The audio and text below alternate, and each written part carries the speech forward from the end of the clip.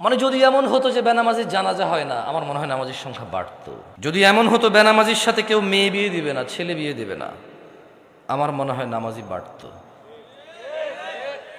যদি এমন হতো বেনামাজির সাক্ষী গ্রহণ করা হবে না, কি গ্রহণ করা হবে না, যদি এমন হতো যে বেনামাজি ছেলে তার নামাজি বাবার সম্পদের অধিকার পাবে না, তাইলে মনে হয় নামাজি বাড়তো। হ্যাঁ, এগুলো আমি বলিনি, এগুলো মুহাম্মদ সাল্লাহ সাল্লাম বলছে।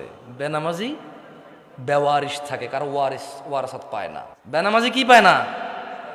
নামাজির ওয়ারাসাত পায় না, পৈতৃক সম্পত্তি পায় না। যে ছেলে নামাজ পড়ে না তার বাপের সে পৈতৃক সম্পত্তি পায় না, ইসলামে সে পায় না। সে মারা গেলে তার জানাজার নামাজ হয় না। বেনামাজি জামাই নামাজি বউ বিয়ে টিকে না হিসেবে, কারণ বাইনাল আবিদি ওয়া বাইনাল কুফরি তারকুস সালাহ। বান্দা ও কুফরির মধ্যে পার্থক্য হচ্ছে নামাজ ছেড়ে দেওয়া। তো কাফের আর মুসলমানের তো বিয়ে টেকে না। বাইনাল আবিদি ওয়া বাইনাশ শিরকি ওয়াল কুফর তারকুস সালাহ। বান্দা